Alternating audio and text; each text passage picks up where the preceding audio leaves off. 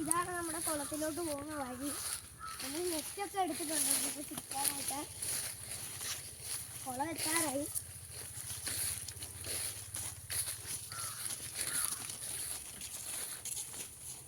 നമ്മുടെ കല്ലുപൂച്ച മരത്തിൻ്റെ മണ്ടേ കയറിയിരിക്കുന്നത് നമ്മുടെ കൂടെ എപ്പോഴും വരുന്നതാണല്ലോ. അപ്പോൾ അവിടെ കുടുങ്ങിപ്പോയെന്ന് തോന്നുന്നു.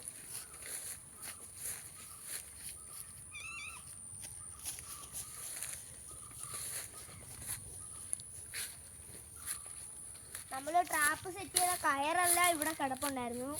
നമ്മളത് ഓർത്തില്ല, കുറേ കയറൊക്കെ കൊണ്ടുവന്നു. ഇനി ഇത്